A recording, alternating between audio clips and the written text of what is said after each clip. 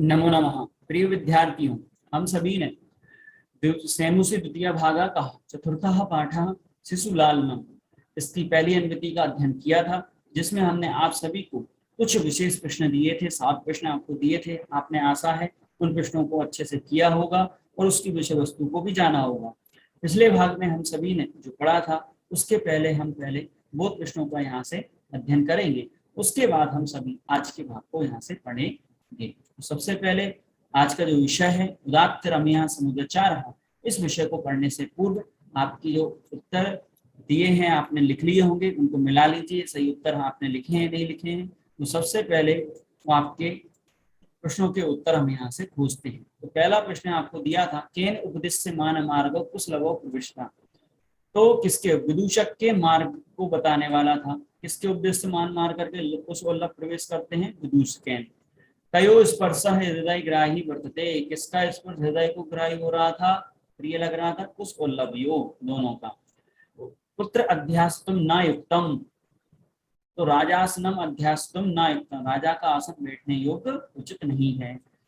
अगला प्रश्न था, चारित्र लोपम कथम न भुक्ति, चारित्र का लोप किससे नहीं होता, सव्यवधान, व्यवधान से नहीं होता है, रुकावट सहित। अध्यास्तम यह पद किसके लिए प्रयोग हुआ है, उस उल्लभों के लिए, बैठाने के लिए प्रयोग हुआ है। क्रियापद है, इसका कर्ता कौन है, कर्तृपद कुशलभो। अनार्यवती पद से विलोम पद क्या आया था, आर्यव।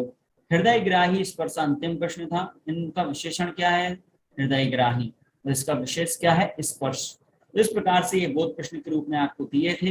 पिछली कक्षा में हम सभी ने हृदय ग्राही स्पर्शा के माध्यम से देखा था। इस पाठ के लेखक धिंगनाम कवि हैं और उनके द्वारा कुंदमाला ग्रंथ के 5वें अंक से इसको लिया गया है, जिसमें हम सभी ने देखा कि राम सिंहासन पर बैठे हुए हैं, लव और कुश दोनों वहां से प्रवेश करते हुए उनको पास पहुंचकर प्रणाम करते हैं और उनके कुशल क्षेम पूछते हैं। और वह कहते हैं कि कुशल ही, क्या मैं आपका सिर्फ कुशल योग्य है, अतिथि लोगों के गले योग्य लगने नहीं है। दोनों को गले लगा करके उनके आलिंगन करते हुए उनके स्पर्श को हृदय को प्रिय लगने लगता है, और वह दोनों उन दोनों को आसन पर बैठाने के लिए कहते हैं, पर दोनों मना कर देते हैं आसन पर बैठने से कि यह आसन राजा का आसन है, यह बैठना उचित नहीं है, पर रुकावट सहित चरित्र की हानि नहीं होती है, ऐसा राम के द्वारा कहा जाता है। और दोनों को गोद में बिठाने के लिए वो तत्पर रहते हैं और दोनों सिंहासन पर गोद कर उनकी बैठ जाते हैं। अब इसके आगे आज क्या होगा उसकी विषय वस्तु को हम देखते हैं। फिर उभव, उभव मतलब दोनों, उभव मतलब कौन, दोनों, लव और कुश। अनिच्छाम अनाट्यतः राजन, अनिच्छा से नाटक आनाकानी करते हुए, क्या कर रहे हैं, आनाकानी करते हुए अभिनय करते हैं। महाराज अत्यधिक उदारता मत दिखाइए, अलम अति दाक्षिण्येन, अलम अर्थात उदारता, अति अत्यधिक उदारता मत दिखाइए। राम कहते हैं अलम अति शालीनतया, आप दोनों भी विनम्रता अधिक मत दिखाइए। फिर एक श्लोक के माध्यम से राम प्रस्तुत कर रहे हैं उनकी उदारता के भाव को, वो यहाँ से हम पढ़ते हैं। यह छंद देखते हैं, भवति शिशुजनो वयोनुरोधात् गुणमहतामपि लालिनीयेव व्रजति हिम करोपि बाल्यभावात् पशुपति मस्तक केतिकच्छदत्वम्। इसका अन्वय किस प्रकार से होगा, सबसे पहले उस अन्वय की ओर बढ़ते हैं, फिर इसका हम यहाँ से अर्थ देखेंगे। तो इसके अन्वय की ओर चलते हैं। सबसे पहले गुणम महताम अपि वयोनुरोधात् शिशुजनः लालिनीया एव भवति बाल भावात् ही हिमकरः अपि पशुपति मस्तक केतकच्छदत्वं व्रजति। तो ये अन्वय किया जा रहा है। इस अन्वय का अर्थ हम यहाँ क्रम से देते हैं। देखिए, गुण महताम, अत्यधिक गुणों लोगों के लिए भी, वयोनुरोधात् अर्थात छोटी उम्र होने के कारण से, शिशुजन जो बालक होते हैं छोटी उम्र में, वो कैसे होते हैं, लालिनीय भवति अर्थात स्नेह करने योग्य हो जाते हैं। इस प्रकार से जैसे बाल भावात ही हुनकरा, जैसे बाल चंद्रमा बाल भाव के कारण ही शंकर जी, पशुपति किसको कहा जाता है, शंकर जी को, शंकर जी के मस्तक पर किसकी भांति, आभूषण बन करके केतकी के पुष्प की भांति निर्मित आभूषण के समान वह सुशोभित होता है।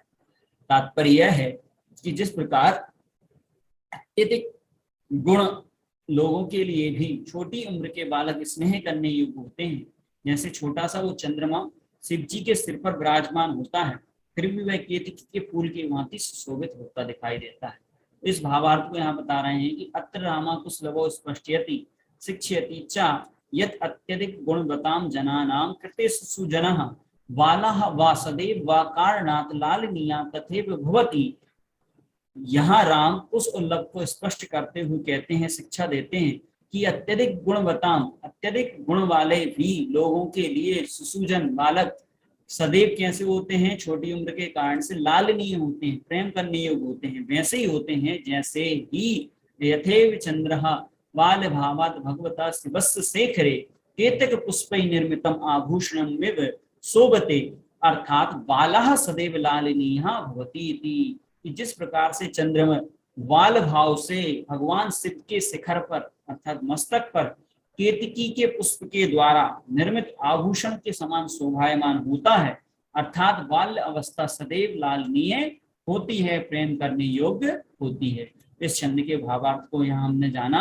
अब हम इसके आगे के अंश को देखते हैं। फिर राम क्या कहते हैं, एष भवतो सौंद्यार अवलोक जनितेन कौतूहलेन प्रक्षामि क्षत्रिय कुल पितामहयो सूर्य चंद्रयो कोवा भक्तोर वंशस्य कर्ता।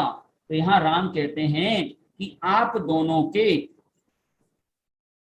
की सुंदरता को देख, आप दोनों की सुंदर अवलोक अर्थात देख करके उत्पन्न हुई, जनित अर्थात उत्पन्न हुई उत्सुकता, कौतूहल मतलब उत्सुकता से पूछ रहा हूँ, प्रक्षामी अर्थात पूछ रहा हूँ, प्रक्षामी पक्ष धातु है पूछने की, पूछ रहा हूँ कि क्षत्रिय कुल के पितामह अर्थात दादाओं सूर्य और चंद्र में से कौन आप दोनों के, आपके वंश के जनक कौन है, आपके दोनों के वंश के जनक कौन है, कर्ता कौन है, आप किस वंश के हैं।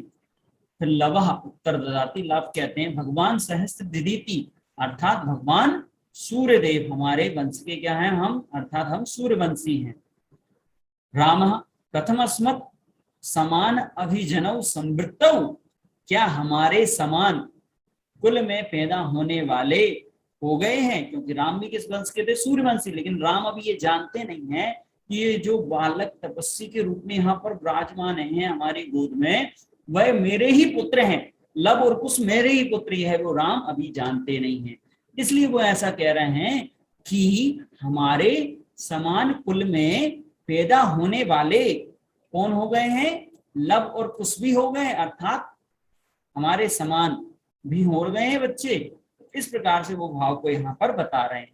फिर आगे क्या कहते हैं, विदूषक इस बात को प्रस्तुत करता हुआ कहता है, किम द्वयोरप्येक मेव प्रतिवचनम, क्या दोनों का एक ही उत्तर है, क्या दोनों का एक ही उत्तर है। तो इसके संधि विच्छेद को यहाँ हम थोड़ा सा समझ लेते हैं कि किस प्रकार से इसका संधि विच्छेद होगा।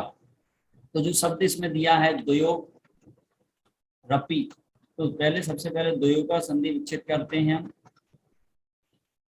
द्वयो में विसर्ग जाएगा, ठीक है, प्लस अपी, क्या निकलेगा, अपी प्लस एकम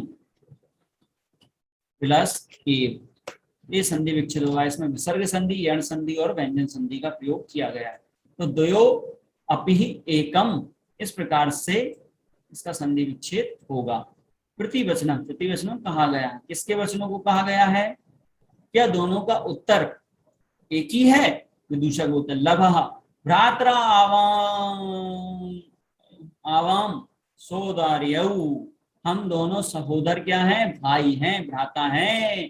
भ्रातरः द्वितीय व्यक्ति का एक वचन, हम दोनों क्या हैं, सहोदर भाई हैं। रामः समरूप शरीर सन निवेशः, अर्थात आप दोनों का जो शरीर की बनावट है वो कैसी है, समरूप है अर्थात समान है। वयसस्तु न किंचित अनंतर, दोनों की आयु में भी कोई अंतर नहीं है। वयसः प्लस तु, वयसः दोनों की आयु में तो कोई अंतर, किंचित अनंतरम, किंचित अंतर भी नहीं। जैसा संधि यहाँ पर लवः आवाम यमलव, हम दोनों कैसे हैं, दोनों, आवाम मतलब दोनों, यमलव मतलब जुड़वा हैं, हम दोनों कैसे हैं, जुड़वा हैं। इस प्रकार इस भाव को जाना। आगे का अंश देखते हैं। रामः कहते हैं संप्रति युज्यते किम नामधेयम, अब ठीक है, संप्रति मतलब अब, युज्यते मतलब ठीक है, संप्रति मतलब अब, अधुना, इदानीम इनके लिए पर्यायवाची प्रयोग, युज्यते मतलब ठीक है। क्या नाम है तुम दोनों का, क्या नाम है? लाभः आर्यस्य वंदनायाम लवित्यात्मानं श्रिवाम यामी कुसुम निर्दिश्य आर्योपि गुरु चरण वंदया न याम। फिर यहाँ कुछ कहता है, लब कहता है कुछ से कि आर्य उसकी सेवा में मैं स्वयं को लब इस नाम से सुनवाता हूं, और कुसुम निर्दिश्य और उसकी ओर संकेत करके कहता है कि आर्य उस भी गुरुजनों की सेवा में। फिर कुछ कहता है अहम अपि कुश इत्यात्मानं श्रवामयामि, मैं भी कुश इस नाम से क्या करता हूं, स्वयं को सुनवाता हूं। रामः अहोदात्रम्यः समुदाचारः, क्या बात कह दी राम ने, अहो अत्यधिक मनोहर शिष्टाचार है, आपके गुरु का क्या नाम है? आगे के कथन यहाँ पर प्रस्तुत करेंगे। उसके पूर्व इस अनुवृत्ति का यहाँ पर समापन होता है। इसके हम विशेष शब्दों के अर्थ देखते हैं। इसकी अनुवृत्ति जो आगे का भाग है वो अगले भाग में देखेंगे, पहले हम इसके शब्दार्थ देखते हैं। तो अलम अति दाक्षिण्यन, अत्यधिक दक्षता, अधिक कुशलता नहीं करें। अलम अति शालीनतया, अत्यधिक विनम्रता ना करें। लालनीय, लालन योग, स्नेह योग, प्रेम योग। ब्रजति मतलब शोभित, सुशोभित होता है। हिमकरा मतलब चंद्रमा, शशिकरा, निशाकार, ये सब पर्यायवाची है। पशुपति शिवः, चंद्रशेखरः। केतक केतक का छद, केतकी केवड़े के पुष्प के मणि मस्तक पर शोभा। कुछ विशेष शब्द और हैं इसमें। संगतम शब्द आया अर्थात हो गए। प्रतिवचन उत्तरम दताति। सहोदर अर्थात सहोदर सगे भाई। समरूप मतलब समान रूप। यमलव सहोदरौ जुड़वा। संप्रति इदानीम अभी। उदात्तरम अत्यंत रमणीय, अत्यधिक मनोहर। समुदाचार शिष्टाचार।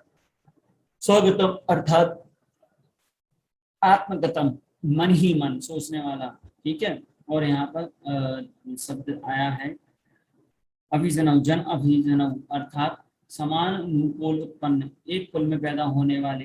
और शरीर सन्निवेश, अंक रचना वेशा अर्थात शरीर की जो बनावट है उस प्रकार से इसमें बताया। अब इसके विशेष अर्थ को हम यहाँ से समझेंगे संधि और समास प्रत्यय के माध्यम से। इसमें कुछ संधियां हैं। वय अनुरोधात, वयः प्लस अनुरोधात। उत्तरविसर्ग संधि हिम करोपि, हिम करः अपि उत्तरविसर्ग संधि। सौंदर्य अवलोक, सौंदर्य अवलोक दीर्घ स्वर संधि। इसका बताया था द्वयोः प्लस अपि प्लस एकम ऋतु और यण संधि हो जाएगी। भ्रातरावेकम, ठीक है, इसमें भी भ्रातरौ प्लस इव प्लस आवाम, आयादि और दीर्घ संधि। इत्यात्मनम इति आत्मानम यण संधि। वयस्वस्तु में वयसः प्लस तु ऋतु सत्वविसर्ग संधि हो जाएगी इसमें। आर्योपी में आर्य प्लस अपि विसर्ग संधि हो जाएगी। लालनीय ये प्रत्यय है तो लाल अनियर प्रत्यय इसमें प्रयोग किया जाएगा। तो इस प्रकार से ये प्रत्यय और संधि विच्छेदों को जाना। अब इसके कुछ मूल्यांकन प्रश्न आपको बोध प्रश्न के रूप में दिए जा रहे हैं, उनका आप अध्ययन करिए और उनको लिखिए। कुछ लवियो वंशज से कर्ता का, कुछ और लव के वंश के कर्ता कौन है। तो यम लव या स्थान कौन जोड़ा हुआ है। किस कारण से शिशु जन महताम लालिनिया भूति, किस कारण से बचपन के बालक गुण महता गुणी जनों के लिए लालनीय हो जाते हैं, इसका उत्तर देना है। इसके बाद चौथा प्रश्न इस प्रकार से भवतो वंशस्य कर्ता इत्यत्र भवतो इति पदम तस्मै प्रयुक्तम भवतः शब्द किसके लिए प्रयोग किया गया है। आवाम यमलव इत्यत्र आवाम इति सर्वेण स्थाने संज्ञा पदम लिखत। सूर्य इति पदस्य समानार्थक पदम चित्वा लिखत। सूर्य का समानार्थक पद पर्यायवाची इसमें लिखना है। ये छठवां प्रश्न था। और सातवां प्रश्न इस प्रकार से है ऐसा भक्तो सौंदर्य लोकचन जनितेन होतु हलेन प्रक्षामि इत्यस्मिन् वाक्य प्रक्षामि इति क्रियापदस्य कर्तृपदम नाट्यानुसार चित्वा लिखत। ये प्रक्षामि शब्द का कर्तृपद ढूंढना है कि प्रक्षामि किसके लिए प्रयोग किया गया। तो इस प्रकार से आपको आज हम सभी ने इसकी दूसरी अनुवृत्ति का अध्ययन किया है। आप सभी को इनके मूल्यांकन प्रश्न ढूंढ करके लिखना है। तब तक के लिए धन्यवाद। पुनः मिलामः। नमो नमः।